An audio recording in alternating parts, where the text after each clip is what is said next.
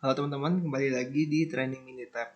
Perkenalkan, saya Ferencius Excel yang akan membawakan materi tentang ANOVA, MANOVA, Factorial Design, dan juga Taguchi. Nah, yang pertama adalah ANOVA. Nah, ANOVA ini terdiri dari dua jenis ya, yaitu yang pertama ada one way dan juga ada yang two way. Nah, kalau one way itu digunakan itu saat faktor yang mempengaruhi pada penelitian kita itu cuma satu. Jadi cuma ada satu faktor doang, nah, sedangkan kalau yang two way lebih dari satu. Nah, ini kita langsung masuk ke contohnya. Ceritanya ada seorang chemical engineer yang ingin membandingkan tingkat kekerasan dari 4 campuran cat yang ada. Nah, campuran-campuran cat ini tuh diaplikasikan pada setiap potong dari logam. Nah, potongan-potongan logam ini tuh nanti akhirnya dikeringkan dan juga baru diukur tingkat kekerasannya. Nah, karena faktor yang mempengaruhi cuma satu, yaitu yang mau diukur adalah tingkat kekerasannya, berarti kita cuma perlu pakai ANOVA one way. Nah, untuk datanya kalian bisa dapatkan pada link yang tertera di sini. Lalu kalian download dan kalian bisa buka di Minitab. Nah, ini filenya di sini. Lalu kalau udah, kita langsung pergi ke Start, ANOVA, kita pilih yang one way. Nah, untuk responsnya, kita pilih yang hardness, di select. Terus yang faktornya kita juga pilih yang pain, kita select. Nah, kalau udah, kita pergi ke comparisons, kita pilih yang Tuki. Nah, kenapa kita pilih yang Tuki? Karena yang Tuki itu dia lebih powerful dibandingkan yang lain. Nah, kalau udah kita oke. Lalu kita oke. Nah, kita lihat hasil ANOVA-nya. Nah, kita bisa lihat bahwa p-value-nya kurang dari 0,05. Yang berarti kekerasan campuran setiap satu berbeda-beda, secara signifikan berbeda. Nah, artinya berarti perbedaan campuran cat itu tuh memiliki pengaruh terhadap tingkat kekerasannya. Nah, kita bisa lihat juga nih dari grupnya. Nah, rata-rata tiap grup itu beda-beda ya. Ini ada yang 18,07, 14,73 dan lain sebagainya. Lalu kita lihat lagi ke grafik simultannya. Nah, di grafik simultan ini ada satu campuran yang di luar dari yang tidak menyentuh garis 0, yaitu blend 4 dan 2. Interval dari blend 4 dan 2 ini terdiri sepanjang 3,11 sampai 15,88. Dengan dia yang tidak menyentuh garis 0 itu menandakan bahwa perbedaan antara rata-rata ini signifikan. Nah, sedangkan yang blend 2, blend 1, blend 3, blend 1, blend 4, blend 1, blend 3, blend 2, blend 4, dan blend 3 itu semuanya kan menyentuh garis 0. Nah, itu bisa disimpulkan bahwa perbedaannya tidak signifikan. Lalu kita balik lagi ke atas. Nah, ini kan ada juga R prediksinya. Nah, karena prediksi R-nya itu hanya bernilai 24,32%, yang berarti ini sangat kecil, dapat disimpulkan bahwa model ini tuh menghasilkan prediksi yang tidak tepat untuk pengamatan baru. Nah, kalau tidak tepatan ini tuh dapat terjadi karena ukuran kelompok yang kecil. Nah, maka dari itu si engineer-nya itu nggak boleh menggunakan model ini tuh untuk membuat generalisasi di luar data sampelnya. Nah, biasanya itu nilai reliabilitas yang bisa digunakan untuk terus itu adalah sekitar 75%. Oke, sekarang kita lanjutin ke MANOVA ya. Nah, MANOVA ini digunakan untuk menentukan apakah rata-rata antara dua atau lebih grup itu berbeda. Nah, saat kita memiliki beberapa variabel respons yang kontinu, faktor kategori, dan juga covariat opsional. Nah, ini contohnya. Misalnya ada automotive part supplier yang mau menilai nih usability dan juga quality dari kunci pintu yang mereka buat. Nah, kunci itu dibuat dengan menggunakan dua metode yang berbeda di 3 pabrik yang mereka miliki. Nah, misalnya nih, manajer produksi itu ingin menentukan apakah metode produksi dan pabrik mempengaruhi produk akhir atau enggak gitu. Nah, manajer produksi ini memutuskan untuk menggunakan taraf signifikansi sebesar 0,1 untuk menentukan efek mana yang akan diperiksa secara lebih terperinci lagi gitu. Nah, untuk datanya kalian bisa dapatkan melalui link yang tertera di sini. Lalu apabila sudah kalian download dan kalian dapatkan, kalian bisa langsung buka di Minitab-nya. Nah, kalian langsung pergi ke start, pilih ANOVA, lalu kalian pilih yang general MANOVA. Nah, untuk responsnya, kita langsung pilih dua-duanya nih, usability rating dan juga quality rating. Lalu kita select. Lalu untuk modelnya, kita pilih method, select, plan, select. Terus kalian pilih method lagi. Kalian kasih bintang, lalu pilih yang plan. Nah, kode spasinya kita hapus spasinya ya. Nah, kalau udah, kita langsung klik OK. Nah, terus kita langsung lihat ke hasil MANOVA-nya. Nah, kita bisa lihat nih bahwa p-value untuk production method itu berada di bawah 0,1. Yang berarti bahwa dapat disimpulkan statistically signifikan. Nah, artinya production method ini tuh memiliki pengaruh terhadap produk akhirnya. Lalu yang kedua ada production plan. Nah, kita bisa lihat bahwa nilai dari production plan-nya, p-value-nya itu di atas 0,1. Nah, berarti tandanya not statistically significant. Yang berarti production plan ini tidak memiliki pengaruh terhadap produk akhirnya. Lalu kombinasi antara production metode dan juga production plan bernilai di bawah 0,1. Yang berarti secara statistically dia signifikan, yang artinya kombinasi dari production method dan juga production plan itu memiliki perbedaan terhadap produk akhirnya. Nah, kalau udah kita lanjut ke design of experiment. Nah, ini yang akan kalian gunakan untuk untuk project dari mata kuliah quality engineering kalian. Nah, jadi ada factorial design. Nah, factorial design ini digunakan untuk membuat eksperimen yang dirancang untuk mempelajari faktor yang mana tiap faktor tuh bisa memiliki beberapa level gitu. Nah, misalnya ke contohnya ini, misalnya Bobby adalah seorang chef kue yang ingin mempelajari pengaruh dua faktor terhadap ukuran kue yang dibuatnya. Nah, Bobby ini telah menentukan dua faktornya yang akan digunakan dalam percobaan ini, yaitu suhu dan juga waktu memanggang. Nah, si Bobby ini memilih untuk menggunakan dua level untuk setiap faktornya. Nah, kalau udah kita bisa langsung ke unit tab-nya aja. Nah, langkah pertamanya itu kita perlu memasukkan dulu nih yang kayak kategori tadi, misalnya kita berapa faktor, berapa level. Jadi untuk yang langkah pertamanya itu kita langsung ke start, lalu kita pilih DOE, lalu kita pilih yang factorial, lalu create factorial design. Jadi start, DOE, factorial, create factorial design. Nah, kalau udah kita baru klik. Nah, karena tadi kita cuma butuh si Bobby hanya punya pengen pakai dua faktor saja, maka kita pilih yang two level factorial yang default generators. Lalu number of factorsnya 2, karena tadi si Bobby pakai dua faktor, yaitu suhu dan juga waktu pemanggangan. Nah, kalau udah kita klik design.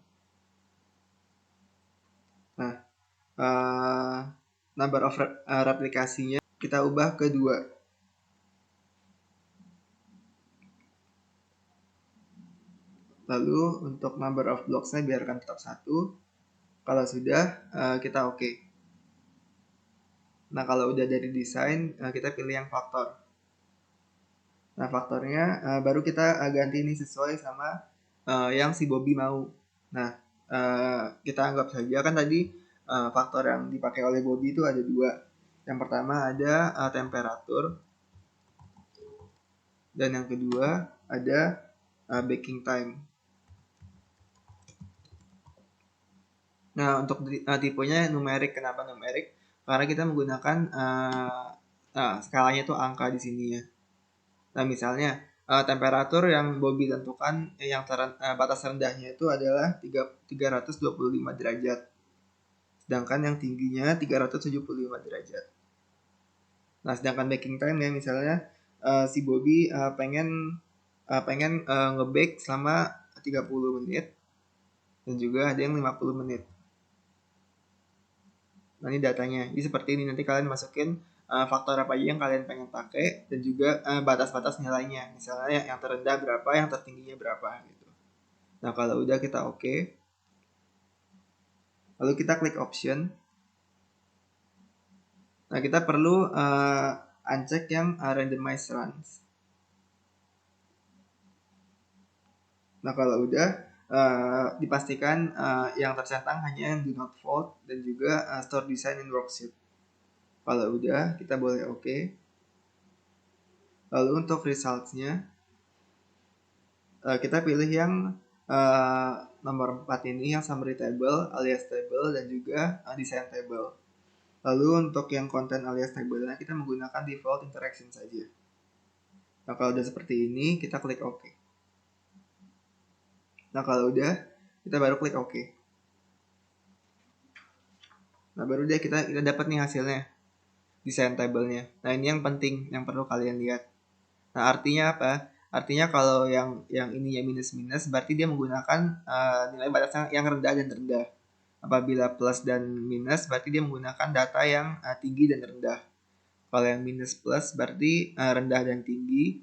Kalau plus plus berarti tinggi dan tinggi. Dan begitu seterusnya.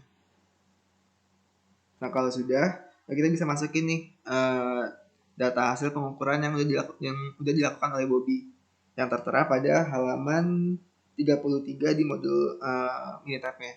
Oke, kalau data access udah kalian input semua, nah kita langsung pergi ke start, DOE, factorial, lalu pilih yang analyze factorial design. Jadi saya ulangi, nah, kita akan start, DOE, factorial, lalu analyze factorial design. Nah, kalau udah, yang responsnya ini kita pilih yang cake size. Kita select, lalu kita ke graph.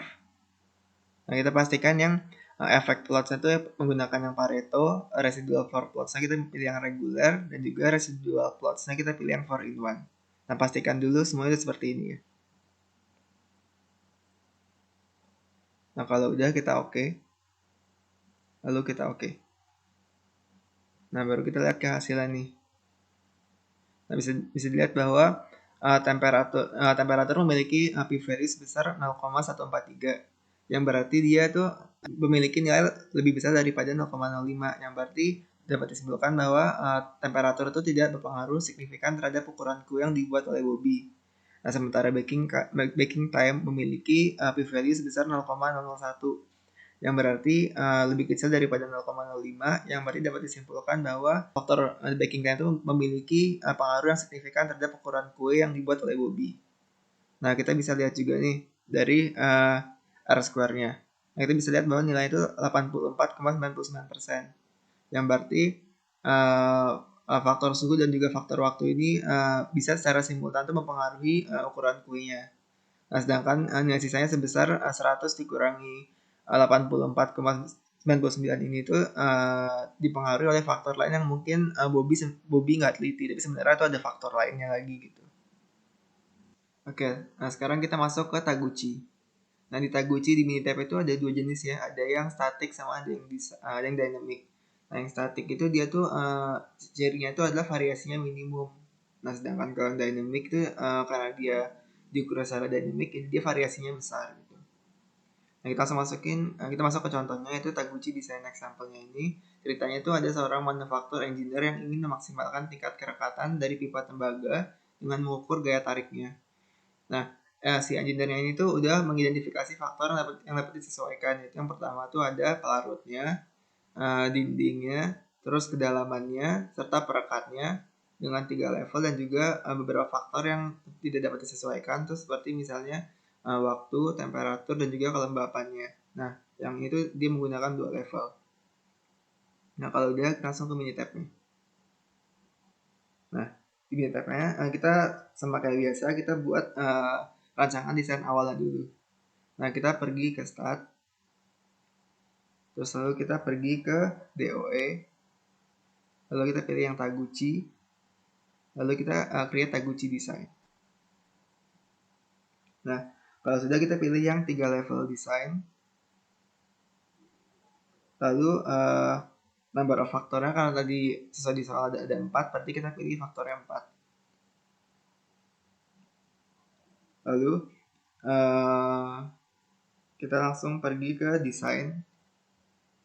Nah, yang desain ini kita pilih yang L9 saja. Nah, karena tadi kan ada 3 level dan juga 4 faktor. Nah, kalau udah kita oke.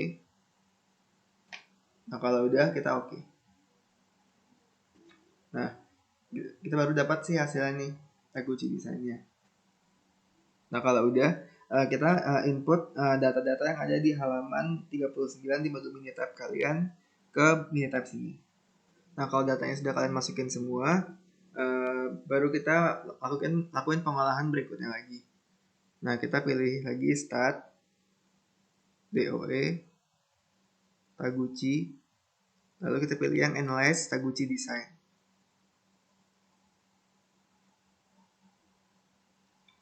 Lalu untuk responsnya kita pilih semuanya langsung.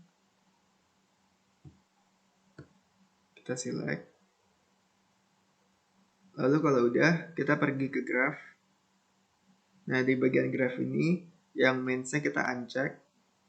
Jadi kita cuma perlu yang signal to noise ratio sama display interaction plot matrix. Nah, kalau udah seperti ini, kita klik OK.